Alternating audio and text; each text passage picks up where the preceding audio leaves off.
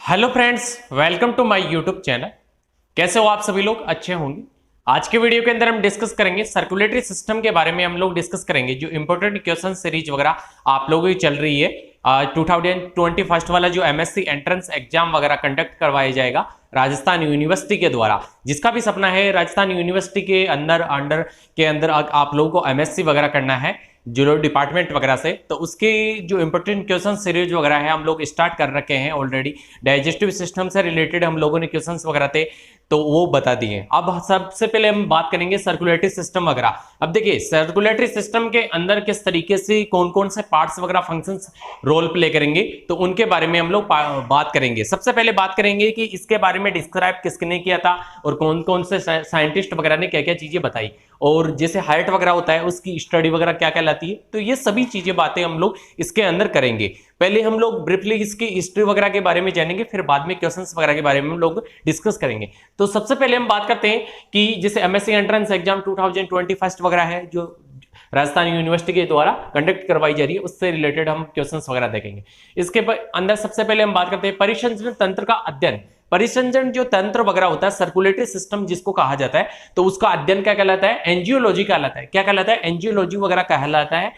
Angiology के जनक कौन है? जो एंजियोलॉजी वगैरह है, सर्कुलेटरी सिस्टम वगैरह है, उसके जनक कौन है? तो उसके जनक है विलियम हार्वे। कौन है? विलियम हार्वे वगैरह। और जो डबल सर्कुलेटरी सिस्टम वगैरह है उसके भी जनक वगैरह कौन है? विलियम हार्वे ही है, इसके भी जनक वगैरह डबल सर्कुलेटरी सिस्टम के। हृदय तथा इसके कार्य का अध्ययन क्या कहलाता है? हृदय तथा इसके अध्ययन का कार्य का अध्ययन क्या कहलाता है? इसके अंदर हेमेटोलॉजी वगैरह कहलाता है। क्या कहलाता है? हेमेटोलॉजी कहलाता है। नेक्स्ट पार्ट की बात करते हैं, रक्तदाब यानी कि जिसको ब्लड प्रेशर वगैरह कहते हैं, उसका अध्ययन उसकी स्टडी वगैरह क्या कहलाती है? स्पिग्मोलॉजी कहलाती है। क्या कहलाती है? स्पिग्मोलॉजी कहलाती है। नेक्स्ट बात करते हैं, हार्ट एक मोटा पेशीय तथा संकुचनशील भाग वगैरह होता है। हार्ट होता है ना, हृदय वगैरह, जो 4 चैंबर्स वगैरह के अंदर बटा हुआ रहता है। एज ए ह्यूमन बींग्स की हम लोग बात कर रहे हैं, तो इसके अंदर 2 आर्टरियल्स 2 वेंट्रिकल्स वगैरह उपस्थित वगैरह रहते हैं। इसके अंदर 2 आलिन और 2 नीले वगैरह इसके अंदर उपस्थित रहते हैं। तो इसके अंदर क्या रहता है कि जैसे लेफ्ट एंड राइट पार्ट वगैरह उपस्थित रहता है, उसके बारे में हम लोग बाद में बात करेंगे। मेनली बात करते हैं हार्ट एक कैसा है, मोटा संरचना वगैरह होती है और पेशीय तथा संकुचनशील वगैरह होता है। ये क्या होता है? स्पंदित वगैरह रहता है, संकुचन होता रहता है इसके अंदर, और ब्लड क्या होता रहता है? बॉडी पार्ट्स वगैरह के अंदर सर्कुलेट वगैरह होता रहता है इसके अंदर। तो ये कैसा है? एक तरल संयोजी उत्तक वगैरह होता है। जो रक्त होता है, ब्लड वगैरह, वो कैसा होता है? एक तरल संयोजी उत्तक होता है और कोलाइडी प्रकृति का होता है। किस प्रकृति का होता है? कोलाइडी प्रकृति वगैरह का होता है ये। और रक्त की उत्पत्ति किससे होती है? भ्रूणीय मेसोडर्म से होती है। किससे होती है? भ्रूणीय मेसोडर्म वगैरह से होती है। और रक्त को संरचनात्मक रूप से 2 पार्ट्स के अंदर बांट रखा है। जो ब्लड वगैरह होता है वो 2 पार्ट्स के अंदर इसको संरचनात्मक रूप से बांट रखा है। एक तो होता है उसके अंदर प्लाज्मा वगैरह उपस्थित रहता है, जो आप लोग कभी नहीं देखा होगा। एक होता है प्लाज्मा और एक होता है रुधिर कणिका वगैरह। अब देखिए जब खरोच वगैरह होती है ना, खरोच आती है, तो उस दौरान क्या होता है कि जैसे ऊपर वाली स्किन वगैरह क्या होती है? छिल जाती है। छिलने के दौरान क्या होता है? वहां पे व्हाइट सी एक व्हाइट नहीं, एक छोटी छोटी बूंदों के रूप के अंदर जो वाटर मॉलिक्यूल्स वगैरह रहते हैं, यानी कि जल की बूंदों के रूप के अंदर, छोटी छोटी बूंदों के रूप में ये ऊपर के साइड के अंदर जमा हो जाता है। वो क्या होता है? प्लाज्मा वगैरह, यानी कि जो कण वगैरह उपस्थित वगैरह रहते हैं। और उसी के अंदर क्या होती है? डब्ल्यूबीसी, आरबीसी वगैरह, प्लेटलेट्स वगैरह आकर फंस जाती हैं, क्योंकि फाइब्रिन वगैरह का फाइब्रिनोजन होता है जो फाइब्रिन में कन्वर्ट वगैरह हो जाता है और एक जालक नुमा स्ट्रक्चर रूप के अंदर ये क्या होता है कि जमा हो जाता है। और फिर वहां पे क्या होती है? डब्ल्यूबीसी, आरबीसी वगैरह या प्लेटलेट्स वगैरह क्या होता है? ब्लड के अंदर सर्कुलेट वगैरह हो रही है, तो वो आके क्या हो जाएंगी? वहां पे जमा हो जाएंगी। तो ये बात वगैरह होगी जो पपड़ी लाइक स्ट्रक्चर रूप के अंदर हो जाता है। अब देखिए इसके अंदर क्या होता है कि जैसे ये तो बात कर ली कि कहां से उत्पत्ति वगैरह होती है। अब जैसे कंटेंट वगैरह देखें ना, कि जैसे एक स्वस्थ व्यक्ति वगैरह है उसके अंदर जो ब्लड वगैरह होता है वो कितना होता है, और मेल और फीमेल वगैरह दोनों के अंदर काफी अंतर वगैरह रहता है। तो इसके अंदर हम बात करते हैं, जो मेल वगैरह रहेगा इसके अंदर क्या होता है कि 5.5 लीटर वगैरह, ये एवरेज वैल्यू वगैरह मानी जाती है कि इसके अंदर 5.5 लीटर वगैरह होता है। यानी कि स्वस्थ व्यक्ति के अंदर कितना होगा? मेल की बात हो रही है, 5 से लेके 6 लीटर माना जाता है उसके अंदर। और जो फीमेल वगैरह होती है उसके अंदर कितना माना जाता है? 5 लीटर वगैरह माना जाता है उसके अंदर। नेक्स्ट बात होती है कि इसका पीएच मान कितना होता है। जो पीएच मान होता है उसका 7.4 होता है, यानी कि ये कैसा है? सारीय है। कैसा है? सारीय वगैरह होता है।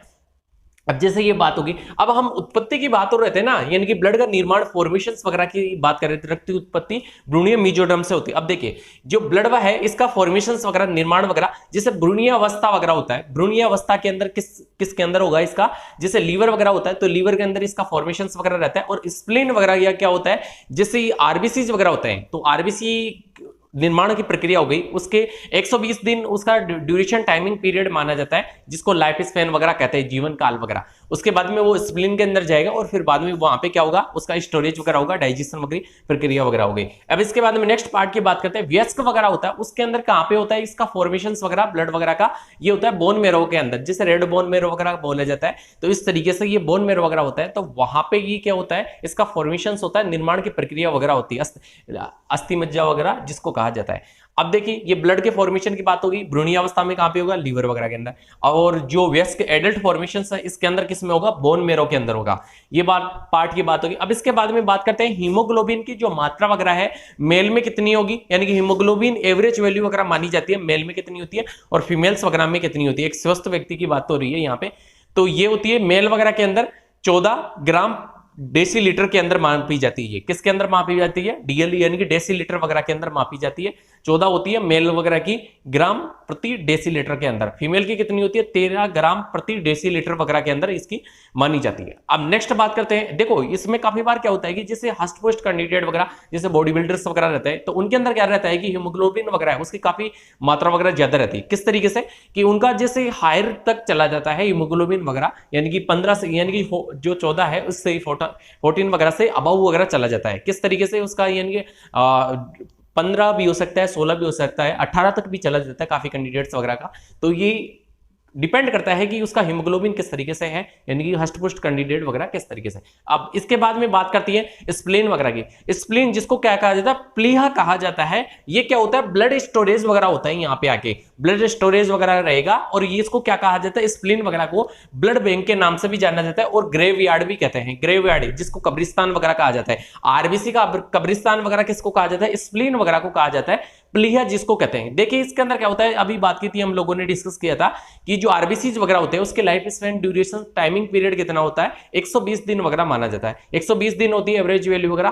तो 120 दिन के बाद में वो क्या होगी, मृत होगी, किल वगैरह होगी। किल होने के बाद में किसमें स्टोरेज वगैरह होगा, इसके अंदर स्टोरेज वगैरह होगा स्प्लीन वगैरह के अंदर। क्योंकि आप लोग भी जानते हैं कि जैसे आरबीसी वगैरह होती है उसके अंदर क्या नहीं पाया जाता है, लाइसोसोम एंजाइम वगैरह नहीं होता है, जो क्या होता है एक डाइजेस्टिव एंजाइम वगैरह रहता है, तो वो नहीं होगा। तो इस वजह से क्या होगा, स्प्लीन के अंदर ये क्या होगा, स्टोरेज वगैरह होगा। क्योंकि आरबीसी कब्रिस्तान इसी वजह से कहा गया स्प्लीन वगैरह, क्योंकि आप लोग भी जानते हैं जैसे एनिमल्स वगैरह, एनिमल्स नहीं, जैसे हम बात करते हैं कि इनकी जैसे मानव वगैरह रहता है तो उसको क्या करते हैं कि सभी का अलग अलग कास्ट सिस्टम वगैरह रहता है, तो सभी अपने कब्रिस्तान के अंदर ले जाके किसी को गाड़ते हैं या फिर बाद में जलाते हैं वगैरह है। तो कब्रिस्तान के अंदर किसको लेकर जाया जाता है, जो किल वगैरह हो जाता है, मृत वगैरह हो जाता है, ठीक है। तो इसी तरीके से जो आरबीसी वगैरह है वो किल हो जाएंगे, मृत वगैरह हो जाएंगे, उसके बाद में किसके अंदर लेकर जाया जाएगा, उसको स्टोरेज वगैरह कहां पे होगा, वो किस में होगा, ग्रेवयार्ड के अंदर। यानी कि ग्रेवयार्ड तो खैर कहा जाता है इसको, स्प्लीन वगैरह के अंदर होगा इसका। तो इसी तरीके से कब्रिस्तान के अंदर जलाया जाता है, उसी तरीके से यहाँ पे क्या होगा, इसका डाइजेशन वगैरह होगा, स्प्लीन के अंदर स्टोरेज वगैरह होगा।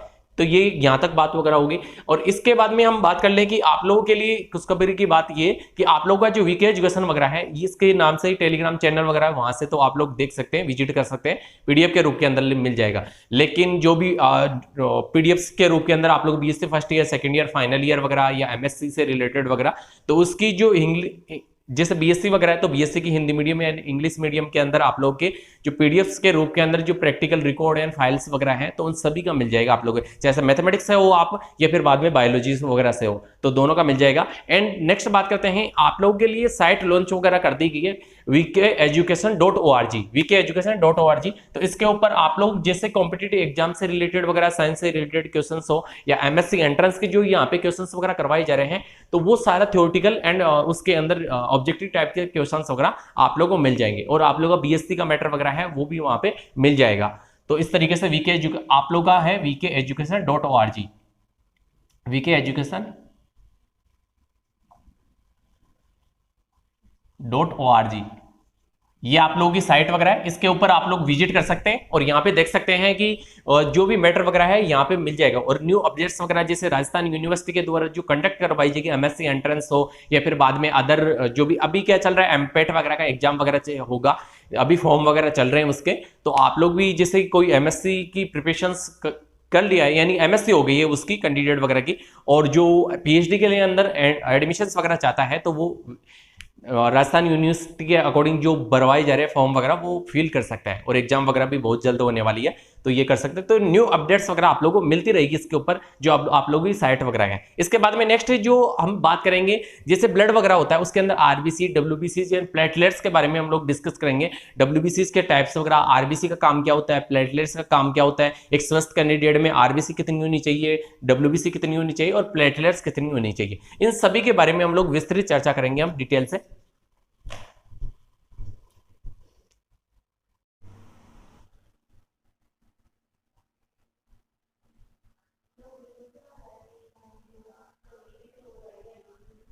नेक्स्ट इसके अंदर देखते हैं जो ब्लड वगैरह है इसके अंदर जैसे प्लाज्मा का कंटेंट कितना रहता है, और इसके अंदर जैसे कार्पल्स वगैरह हैं, रुधिर कणिका वगैरह होती है उसका कंटेंट कितना रहता है। पहले जनरली तो बात कर ली थी किस तरीके से क्या सिस्टम वगैरह बना रहता है, तो इसके अंदर मेनली बात करते हैं जैसे ब्लड वगैरह होता है तो ब्लड के अंदर 60% प्लाज्मा वगैरह उपस्थित होता है और 40% उपस्थित होता है कार्पल्स वगैरह यानी कि रुधिर कणिका वगैरह होते हैं, तो ये रुधिराणु वगैरह होते हैं, तो ये सॉरी कितने प्रतिशत उपस्थित वगैरह रहते हैं, ये 40% उपस्थित वगैरह रहेंगे। अब देखिए प्लाज्मा वगैरह होता है तो प्लाज्मा के अंदर भी क्या क्या उपस्थित वगैरह रहता है, जल की बूंदे वगैरह यानी कि जल वगैरह उपस्थित रहता है। 91 से लेके 95% वगैरह ये क्या उपस्थित रहता है, जल वगैरह उपस्थित रहता है इसके अंदर। इसके बाद में उपस्थित रहता है जो ठोस मॉलिक्यूल्स वगैरह रहते हैं, कार्बनिक और अकार्बनिक जो मॉलिक्यूल्स वगैरह, तो इसके अंदर ठोस मॉलिक्यूल कितने होते हैं, 8.9% वगैरह होते हैं। अब देखिए ठोस मॉलिक्यूल के अंदर कार्बनिक जो मात्रा वगैरह होती है उसकी कार्बनिक मॉलिक्यूल वगैरह की वो रहती है 8% वगैरह, और इसके अंदर जो अकार्बनिक मॉलिक्यूल्स वगैरह रहते हैं उनकी कितनी रहती है, 0.9% वगैरह रहती है ब्लड वगैरह के अंदर। अब देखिए इसमें प्लाज्मा वगैरह के अंदर। अब इसके बाद में जैसे रुधिराणु वगैरह है, कार्पल्स वगैरह हैं, ये कितनी होती है, 40% वगैरह रहती है। तो रुधिराणु वगैरह के अंदर क्या क्या चीजें पाई जाती है, आरबीसी पाई जाती है, डब्ल्यूबीसी पाई जाती है और प्लेटलेट्स वगैरह। जैसे आरबीसी रेड ब्लड सेल्स वगैरह उपस्थित तो रहती है, इरिथ्रोसाइट जिसको कहा जाता है, आरबीसी को क्या कहते हैं, इरिथ्रोसाइट्स कहते हैं, और डब्ल्यूबीसी को ल्यूकोसाइट और थ्रोम्बोसाइट किसको कहा जाता है, प्लेटलेट्स वगैरह को कहा जाता है। अब जैसे आरबीसी वगैरह होती है इसकी लाइफ स्पैन कितनी होती है, संख्या कितनी होनी चाहिए स्वस्थ कैंडिडेट में, इन सभी के बारे में हम लोग डिटेल से बात करते हैं। अब देखिए इसके अंदर जैसे एक स्वस्थ व्यक्ति वगैरह है उसके अंदर इसकी संख्या होनी चाहिए आरबीसी वगैरह की कितनी होनी चाहिए, 50 लाख होनी चाहिए, कितनी होनी चाहिए, 50 लाख वगैरह होनी चाहिए इसकी संख्या वगैरह।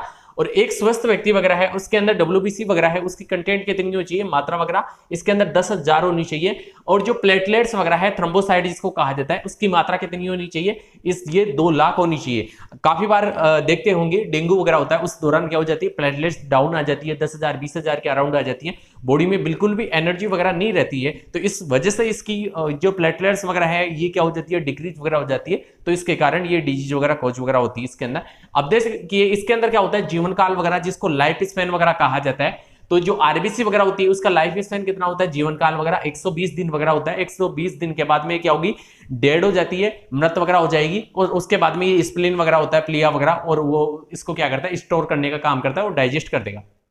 इसके बाद में नेक्स्ट क्या होती है, इसके अंदर जैसे ये तो जीवन काल लाइफ स्पैन कितना हो गया आरबीसी का 120 दिन वगैरह, और जो ल्यूकोसाइट वगैरह डब्ल्यूबीसी व्हाइट ब्लड सेल्स वगैरह इनका कितना होता है, 4 दिन वगैरह होता है, कितना होता है, 4 दिन होता है। एंड प्लेटलेट्स वगैरह है इनका कितना दिन होता है, 7 दिन होता है, कितना होता है, 7 दिन वगैरह रहेगा। नेक्स्ट पार्ट की बात करते हैं न्यूक्लियस वगैरह, यानी कि जो केंद्रक वगैरह होता है वो उपस्थित होता है, अनुपस्थित होता है। तो जो आरबीसी वगैरह होती है उसके अंदर क्या होता है, केंद्रक अनुपस्थित वगैरह रहता है, किस अनुपस्थित वगैरह रहता है, लेकिन 2 एब्सेंस वगैरह हैं, अपवाद स्वरूप वगैरह, ऊंट और लांबा वगैरह। इसके अंदर क्या होता है, आरबीसी वगैरह पाई जाए यानी कि केंद्रक पाया जाता है, उसके अंदर केंद्रक पाया जाएगा। तो ये किसके अंदर है, जो न्यूक्लियस वगैरह इसमें तो एब्सेंट वगैरह रहता है, लेकिन ऊंट और लांबा वगैरह होता है उसके अंदर केंद्रक वगैरह पाया जाता है। अब इसके बाद में जैसे हम बात करते हैं न्यूक्लियस वगैरह की, जो न्यूक्लियस डब्ल्यूबीसी वगैरह होती है उसके अंदर क्या होता है, उपस्थित वगैरह रहता है, केंद्रक पाया जाता है। और जैसे प्लेटलेट्स की बात करें, इसके अंदर भी क्या होता है, न्यूक्लियस वगैरह एब्सेंट होता है। आप लोग भी जानते हैं न्यूक्लियस वगैरह होता है, तो न्यूक्लियस के अंदर क्या पाया जाता है, जीनोमिक कंटेंट वगैरह, डीएनए आरएनए वगैरह पाया जाता है। अब जब डीएनए आरएनए वगैरह केंद्र के नहीं है, तो केंद्र के अंदर ही तो उपस्थित रहते हैं ये जीनोमिक कंटेंट वगैरह। अगर केंद्र के नहीं है तो ये कैसे, किस तरीके से हम लोग पहचान कर सकते हैं किसी भी कैंडिडेट वगैरह की। तो ये डब्ल्यूबीसी वगैरह होती है, इसके अंदर क्या हो पाया जाता है, केंद्रक वगैरह, इसके अंदर क्या होता है, जीनोमिक कंटेंट वगैरह रहता है। तो इसके दौरान हम लोग पहचान कर सकते हैं, पता लगा सकते हैं। अब इसके बाद में नेक्स्ट बात करते हैं, ऊंचाई पर जाने पर आकार बढ़ जाता है। जो आरबीसी वगैरह होता है, हायर इलाके किस तरीके से हम लोग रीजन्स वगैरह की बात कर सकते हैं। जो पहाड़ी इलाके वगैरह होते हैं वहां पे क्या होता है, इसकी साइज वगैरह जो होती है वो क्या हो जाती है, बढ़ जाती है। बढ़ने से क्या होता है कि जैसे हम बात करें कि हायर इलाके में जाते हैं, जब क्या होता है कि जैसे ऑक्सीजन वगैरह है उसकी रिक्वायरमेंट ज्यादा वगैरह रहती है, तो इस वजह से क्या होता है कि इसका जो आकार है, आकृति वगैरह है, ये क्या हो जाती है, साइज वगैरह के अंदर बढ़ जाती है आरबीसी वगैरह। इस वजह से प्रॉब्लम क्रिएट वगैरह होती है। अब ये इसकी बात करते हैं हम नेक्स्ट। ये क्या होता है कि जैसे आकार वगैरह होता है, ये कैसी किस आकृति का होता है, गोलाकार आकृति वगैरह के होते हैं, और ये मिड के अंदर से चपटी होती है, इस तरह की रेड कलर की होती है। देखिए यहाँ पे ये रेड कलर की इस तरीके से होती है, लेकिन ये मिड के अंदर से कैसी होती है, चपटी होती है एक तरीके से, इस तरीके की लाइक स्ट्रक्चर रूप के अंदर रहती है। मिड के अंदर कैसी रहती है, ये चपटी वगैरह होती है। इसके अंदर लाइसोसोम वगैरह होता है, आरबीसी के अंदर अनुपस्थित होता है, नहीं पाया जाता है। और रुधिराणु यानी कि जो रुधिराणु वगैरह है, इसका कितना प्रतिशत होता है आरबीसी, ये 95% वगैरह होता है। कितना होता है, 95% पार्ट वगैरह होता है किसका, रुधिराणु वगैरह का। तो सबसे सर्वाधिक मात्रा के अंदर किसका पार्ट वगैरह रहता है, आरबीसी वगैरह का। इसके बाद में क्या होता है कि जैसे कमी हो जाती है ना आरबीसी वगैरह की, आरबीसी कमी होने से क्या हो जाता है, एनीमिया रोग वगैरह हो जाता है, जिसकी वजह से बॉडी डिक्रीज वगैरह हो जाती है। तो ये एनीमिया रोग वगैरह इसके अंदर हो जाएगा। और ज्यादा होने से यानी कि जो आरबीसीज है उसकी संख्या ज्यादा हो जाने से क्या हो जाता है, पॉलीसाइथेमिया। पॉलीसाइथेमिया क्या होता है कि जो आरबीसी की संख्या मात्रा होती है वो क्या हो जाती है, ज्यादा हो जाती है। जिस तरीके से जो पहाड़ी इलाके वगैरह होते हैं, पहाड़ी इलाके जो हायर रीजन वगैरह, उनके अंदर क्या होता है कि जब मेंस्ट्रुअल साइकिल वगैरह होती है लेडी वगैरह के अंदर, तो उस दौरान क्या हो जाता है कि जो आरबीसीज वगैरह है उसकी संख्या क्या हो जाती है, हायर हो जाती है, सर्वाधिक मात्रा के अंदर हो जाती है। उसी को क्या कहा जाता है, पॉलीसाइथेमिया कहा जाता है। क्या कहा जाता है, पॉलीसाइथेमिया। अब इसके अंदर बात कर रहे थे जो ल्यूकोसाइट्स वगैरह है, इसके अंदर ये क्या करता है, डब्ल्यूबीसीज वगैरह रोगों से रक्षा करने का प्रदान वगैरह करता है। रोग वगैरह हैं तो उनसे क्या करेगा, सुरक्षा प्रदान करने का काम वगैरह किया जाता है। ये कैसे होते हैं, आकार के अंदर अनियमित वगैरह होती है डब्ल्यूबीसीज वगैरह।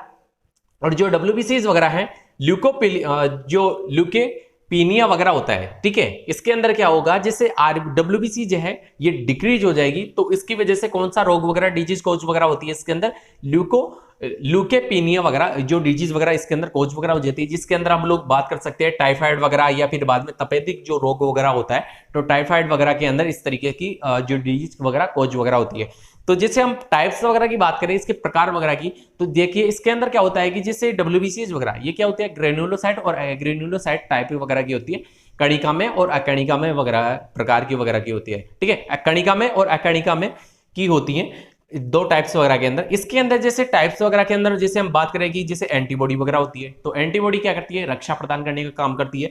ल्यूकोसाइट वगैरह, ल्यूकोसाइट क्या होती है कि जैसे लिम्फोसाइट वगैरह क्या होती है, टी लिम्फोसाइट और बी लिम्फोसाइट वगैरह होती है। ये कोई भी बाहर से प्रवेश करने वाले एंटीजेंस वगैरह रहते हैं, उनको किल करने का काम इसके द्वारा किया जाता है। और ये होता है मोनोसाइट वगैरह। मोनोसाइट क्या होती है, लार्जेस्ट वगैरह होती है, लार्जेस्ट साइज वगैरह के अंदर रहती है। जो डब्ल्यूबीसीज वगैरह है उसके अंदर सबसे बड़ी मात्रा के अंदर यानी कि सबसे बड़ी साइज वगैरह की कौन सी होती है, ये मोनोसाइट होती है, जो डाइजेशन वगैरह का काम करती है। जो भी एंटीजेंस वगैरह होते हैं किल कौन करता है, लिम्फोसाइट वगैरह। उसके बाद में टी लिम्फोसाइट या बी लिम्फोसाइट, दो टाइप्स वगैरह की होती है, और मोनोसाइट इसको क्या करेगा, डाइजेस्ट करने का काम वगैरह किया जाता है। इसके बाद में न्यूट्रोफिल्स वगैरह, यूसिनोफिल, बेसोफिल्स वगैरह, इनका ज्यादा कुछ काम वगैरह नहीं रहता है इसका, ठीक है। इसके बाद में प्लेटलेट्स की बात करते हैं, तो प्लेटलेट के अंदर क्या होता है कि जैसे केंद्रक वगैरह तो न्यूक्लियस तो एब्सेंट रहेगा, ये क्या करता है, शक्ति प्रदान करने का काम वगैरह करता है। क्या करेगा, शक्ति प्रदान, एनर्जी रिक्वायरमेंट वगैरह होती है तो शक्ति प्रदान करने का काम करता है। और ये किस आकृति का होता है, साइज वगैरह, इसका आकार वगैरह उत्तल लेंस का आकार का होता है। किस प्रकार का होता है, उत्तल लेंस वगैरह होता है, उसी तरीके का होता है। और डेंगू या मलेरिया वगैरह होता है, उसके अंदर इसकी संख्या क्या हो जाती है, डिक्रीज हो जाती है और कम हो जाती है इसकी संख्या वगैरह। कैसे हो जाएगी, कम हो जाएगी, बहुत ही कम हो जाती है। जैसे इसकी मानी जाती है 2 लाख वगैरह होनी चाहिए स्वस्थ कैंडिडेट में, लेकिन इसकी 10 से 20 हजार तक भी आ जाती है, काफी डाउन वगैरह चली जाती है। और इसका उपाय वगैरह क्या है, जैसे गिलोई वगैरह होती है, एलोवेरा वगैरह होता है, या गोट मिल्क वगैरह होता है, या फ्रूट्स वगैरह, ये चीजें ली जाती है। और मेडिसिन वगैरह तो आप लोग लेते ही हैं, तो ये चीजें भी रिक्वायरमेंट के अकॉर्डिंग हम लोग इसको क्या कर सकते हैं, समाधान कर सकते हैं, या ये सारी चीजें रिक्वायरमेंट के अकॉर्डिंग ठीक हो सकते हैं, ठीक है। तो ये हमने बात कर ली कि किस तरीके से ये पार्ट्स वगैरह के अंदर ब्लड वगैरह होता है, उसके अंदर क्या क्या चीजें पाई जाती है, डब्ल्यूबीसीज की, आरबीसीज का कंटेंट कितना होगा। अब हम एक बार बात कर लेते हैं डब्ल्यूबीसीज के बारे में। देखिए डब्ल्यूबीसीज का अलग से चार्ट बना के ये ग्रेन्युलोसाइट, एग्रेन्युलोसाइट और उसके अंदर कौन कौन से टाइप्स वगैरह होते हैं उनके बारे में बात करके और फिर बाद में अपने मेन टॉपिक वगैरह, पॉइंट वगैरह, क्वेश्चंस वगैरह पे आते हैं हम लोग, ठीक है।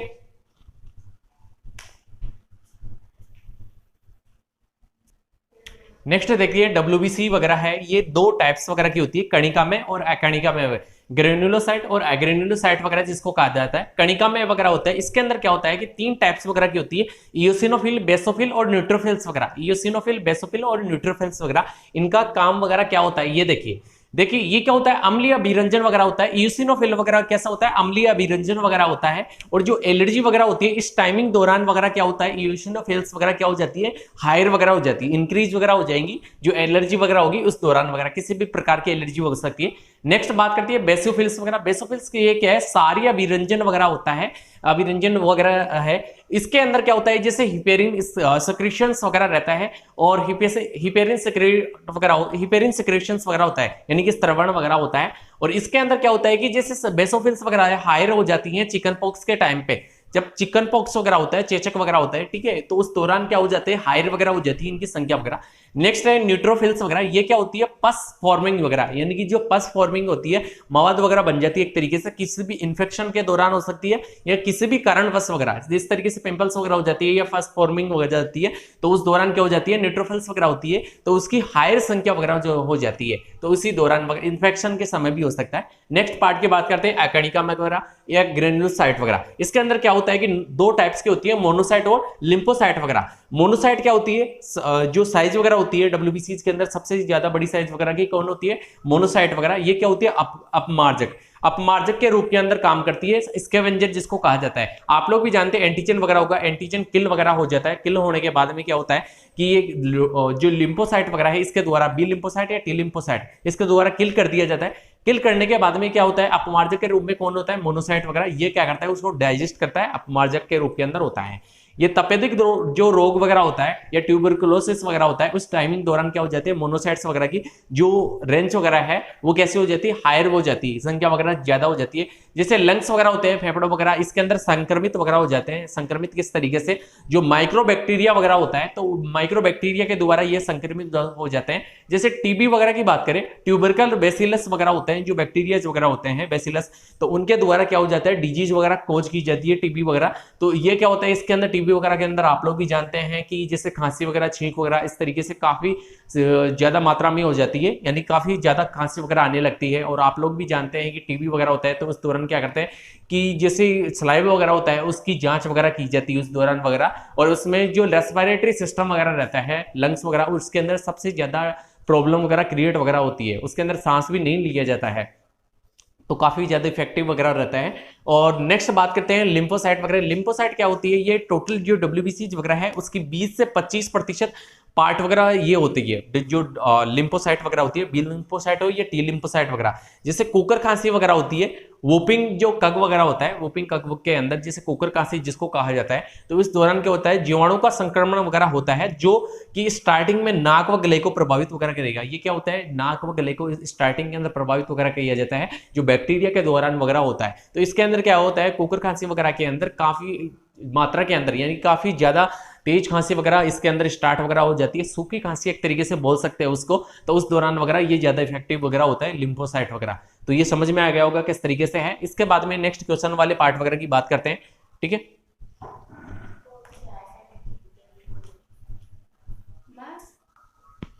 अब क्वेश्चन वाले पार्ट वगैरह की बात करते हैं, तो क्वेश्चंस वगैरह देखते हैं एक एक करके। रुधिर एक है, यानी कि जो रुधिर वगैरह होता है वो कैसा होता है, ये तरल संयोजी उत्तक वगैरह होता है। और ये कैसा, किस प्रकृति का होता है, ये कोलाइडी प्रकृति वगैरह होता है। इसके बारे में हम लोगों ने पहले डिस्कस किया था। तो रुधिर है एक तरल संयोजी उत्तक वगैरह है, तंत्र के उत्तक नहीं होता, उपकला उत्तक भी नहीं होता, ये पेशी उत्तक भी नहीं होता, तरल संयोजी उत्तक वगैरह होता है। तो इसका डी आंसर वगैरह ये क्लियर होता है इसका, ठीक है, जो डी आंसर है ये होगा इसका। इसके बाद में नेक्स्ट बात करते हैं नेक्स्ट क्वेश्चन की। रुधिर का पीएच मान होता है, रुधिर का पीएच मान होता है 7.4 होता है। ये कैसा होता है, सारीय वगैरह होता है। तो इसके अंदर जो डाटाज वगैरह दिए हुए हैं उसके अंदर देखते हैं, तो इसके अंदर दे रखा है, देखिए ये थर्ड जो सी है, ये करेक्ट आंसर वगैरह होगा, क्योंकि इसके अंदर 7.4 तो नहीं दे रखा, लेकिन इसमें क्या दे रखा है 7.4 से 7.4 वगैरह है वो नहीं दे रखा है। इसके अंदर क्या दे रखा है 7.3 से 7.5 वगैरह होता है इसके अंदर, तो ये दे रखा है, तो ये करेक्ट आंसर वगैरह होगा इसका। नेक्स्ट इसके बाद में बात करते हैं रुधिर की उत्पत्ति भ्रूण के किस स्तर से होती है। आप लोग भी जानते हैं जो ब्लड वगैरह होता है वो किससे उत्पत्ति वगैरह होती है, उसका ओरिजिन वगैरह भ्रूणीय मेसोडर्म वगैरह से होता है, जो मध्य जनन स्तर वगैरह होता है वहां से होता है। तो इसके अंदर देखिए आंसर वगैरह बाह्य त्वचा वगैरह इससे भी नहीं होता है। इसके बाद में बात करें मध्य जनन स्तर वगैरह और अंतःत्वचा वगैरह, तो यह किससे होता है मेसोडर्म वगैरह से होता है, भ्रूणीय मेसोडर्म। तो जो मध्य जनन स्तर वगैरह होता है उससे इसका निर्माण वगैरह होता है, फॉर्मेशन वगैरह रहता है। इसके बाद में नेक्स्ट पार्ट की बात करते हैं, निम्नलिखित में से किसके रुधिराणु के केंद्रक पाया जाता है। कौन सा ऐसा जो रुधिराणु, इसके अंदर बात की है अलग अलग और दिया है, ऊंट वगैरह, हाथी वगैरह या मनुष्य वगैरह, गाय वगैरह। तो इसके अंदर ये पूछा है क्वेश्चन में, निम्न में से किसके रुधिराणु में केंद्रक पाए जाते हैं। रुधिराणु वगैरह है उसके अंदर न्यूक्लियस प्रेजेंट होता है, ये बात वगैरह की है। तो ये किसके अंदर होता है, ऊंट और लामा वगैरह होता है, ये एब्सेंस के अपवाद स्वरूप वगैरह होते हैं। उसके अंदर क्या होता है रुधिराणु में केंद्रक वगैरह उपस्थित वगैरह रहता है, नहीं तो ये क्या होता है केंद्रक वगैरह उपस्थित वगैरह नहीं रहता है इसके अंदर। तो ये किसके अंदर एब्सेंस के रूप के अंदर कौन होते हैं, अपवाद स्वरूप वगैरह, ऊंट और लामा वगैरह। इसके अंदर क्या होता है रुधिराणु में केंद्रक वगैरह उपस्थित होता है। तो ये क्लियर हो गई बात वगैरह। इसके बाद में बात करते हैं मनुष्य में लाल रुधिराणु का जीवन काल, लाइफ स्पैन वगैरह, आरबीसी वगैरह होती है उसका लाइफ स्पैन कितना होता है 120 दिन वगैरह होता है। और डब्ल्यूबीसी का कितना होता है 4 दिन होता है, और 7 दिन होता है प्लेटलेट्स वगैरह का। तो इसका कितना होता है मनुष्य में आरबीसी वगैरह का 120 दिन वगैरह होता है। बी आंसर इसका क्लियर है। इसके बाद में नेक्स्ट क्वेश्चन वगैरह है, रुधिर में लाल रुधिर कणिकाओं की संख्या में जो असामान्य होता है, असाधारण वगैरह बोल सकते हैं जिसको, असाधारण वृद्धि वगैरह कहलाती है इसके अंदर। असाधारण जो वृद्धि वगैरह होगी वो क्या कहलाती है इसके अंदर, पॉलीसाइथेमिया कहलाती है। एनीमिया तो क्या होता है कमी वगैरह की बात होती है, लेकिन वृद्धि का क्या होती है जिससे हायर रीजन वगैरह होता है, मेंस्ट्रुअल साइकिल वगैरह होती है, उस दौरान क्या होता है लेडीज वगैरह के अंदर इनकी संख्या क्या हो जाती है आरबीसी वगैरह की हायर वगैरह हो जाती है। और एनीमिया तो क्या होता है, एनीमिया का मतलब होता है कमी वगैरह। इसके अंदर यहाँ पे लिख सकते हैं हम लोग आरबीसी वगैरह की कमी वगैरह, आरबीसी की यहाँ पे आरबीसी वगैरह है इसकी कमी की वजह से क्या हो जाता है एनीमिया वगैरह हो जाता है। तो ये एनीमिया वगैरह, तो इसके अंदर क्या बात हो रही है असाधारण जो वृद्धि वगैरह हो रही है, तो ये क्या होता है पॉलीसाइथेमिया कहलाता है। क्या कहलाता है पॉलीसाइथेमिया वगैरह। आरबीसी की कमी से क्या हो जाता है एनीमिया वगैरह, और ये आरबीसी की वृद्धि से क्या हो जाता है पॉलीसाइथेमिया वगैरह हो जाता है। अब नेक्स्ट क्वेश्चन वगैरह की बात करते हैं इसके अंदर। नेक्स्ट क्वेश्चन वगैरह की बात करते हैं, तो नीला रंग का रुधिर पाया जाता है, नीला रंग का जो ब्लड वगैरह होता है रुधिर वगैरह वो किसके अंदर पाया जाता है। तो सबसे पहले हम बात करते हैं किसके अंदर पाया जाएगा, ये पाया जाता है मोलस्का एवं आर्थ्रोपोडा वगैरह के अंदर पाया जाता है। किसमें पाया जाता है मोलस्का एवं आर्थ्रोपोडा के अंदर पाया जाता है। कोर्डेट एवं स्तनधारियों इसके अंदर रेड कलर का होता है, और एनिलिडा एवं स्तनधारियों वगैरह होता है इसके अंदर रेड कलर का होता है। कोर्डेट एवं एनिलिड्स वगैरह इसके अंदर नहीं रहेगा। ये नीला रंग का किसके अंदर रहेगा मोलस्का एवं आर्थ्रोपोडा वगैरह होता है। आर्थ्रोपोडा फाइलम वगैरह रहता है इसके अंदर, इंसेक्ट वगैरह आता है, या फिर बाद में आर्थ्रोपोडा सबसे लार्जेस्ट फाइलम कौन सा होता है आर्थ्रोपोडा वगैरह होता है, मोलस्कंस वगैरह के मोलस्का वगैरह, ठीक है। तो आर्थ्रोपोडा तो सबसे लार्जेस्ट वगैरह है, लेकिन आर्थ्रोपोडा और मोलस्का इन दोनों के अंदर किस प्रकार का पाया जाता है नीला रंग का रुधिर वगैरह पाया जाता है इसके अंदर। अब इसके बाद में नेक्स्ट पार्ट की बात करते हैं, नेक्स्ट क्वेश्चन वगैरह की, सॉरी, भ्रूणीय अवस्था में रुधिर बनता है, भ्रूणीय अवस्था वगैरह होती है उसके अंदर रुधिर कहां पे बनता है, यकृत में, मध्योतक में, या प्लीहा वगैरह स्प्लीन वगैरह जिसके अंदर, और या इनमें, इन सभी में। तो ये आंसर वगैरह क्या आएगा इसके अंदर, इन सभी के अंदर। देखिए यकृत वगैरह होता है इसके अंदर भी बनता है, और मध्योतक में, और स्प्लीन वगैरह होता है इसके अंदर फॉर्मेशंस वगैरह रहेगा। तो स्प्लीन वगैरह होता है उसको ब्लड बैंक वगैरह भी कहते हैं, स्टोर वगैरह होता है जहां पे, तो इस वजह से इसके अंदर क्या आएगा आंसर वगैरह इन सभी के अंदर। नेक्स्ट क्वेश्चन है, सबसे बड़ी रुधिराणु वगैरह होता है, आपने बात की थी जैसे डब्ल्यूबीसी जो होती है उसके अंदर मोनोसाइट वगैरह होती है, वो क्या होती है सबसे बड़ी होती है साइज वगैरह के अंदर। तो न्यूट्रोफिल्स वगैरह ये भी नहीं होगी, मोनोसाइट ये होती है इसके अंदर, मोनोसाइट वगैरह इसका आंसर वगैरह आएगा सेकंड वगैरह। इरिथ्रोसाइट ये भी नहीं होती, बेसोफिल्स वगैरह ये भी नहीं होती, कौन सी होती है मोनोसाइट वगैरह होती है। नेक्स्ट क्वेश्चन है, रुधिर परिसंचरण की खोज किसने की थी, जो ब्लड सर्कुलेटरी सिस्टम वगैरह इसकी खोज वगैरह किसने की थी, लैंड स्टीनर जो नामक साइंटिस्ट वगैरह थे, सॉरी विलियम हारे वगैरह, लैंड स्टीनर जो नामक साइंटिस्ट थे उन्होंने तो आरएच जो फैक्टर वगैरह है या ब्लड ग्रुप वगैरह है, एबीओ ब्लड ग्रुप वगैरह, ठीक है, उसके बारे में खोज वगैरह की थी। तो ये कौन है इसका जो साइंटिस्ट वगैरह ब्लड सर्कुलेटरी सिस्टम वगैरह, इसका है विलियम हार्वे वगैरह। किसने की थी, विलियम हार्वे वगैरह ने की थी। इसके बाद में नेक्स्ट बात करते हैं आरएच कारक की खोज वगैरह किसने की थी, सर्वप्रथम वगैरह आरएच कारक वगैरह है इसकी खोज वगैरह की थी, किसने की थी, लैंड स्टेनर एवं वीनर नामक जो साइंटिस्ट वगैरह है। बी आंसर इसका क्लियर वगैरह आएगा, बी आंसर इसका क्लियर आएगा। और अब ये जो क्वेश्चंस वगैरह थे, इंपॉर्टेंट क्वेश्चन सीरीज वगैरह ये स्टार्ट कर दी गई थी, तो इसके अंदर आप लोगों ने क्वेश्चंस वगैरह देखे। इसके बाद में और भी इसी से रिलेटेड वगैरह क्वेश्चंस देखेंगे, सर्कुलेटरी सिस्टम से रिलेटेड वगैरह। आज के वीडियो के अंदर इतना ही गाइस वगैरह। So thank you so much everyone.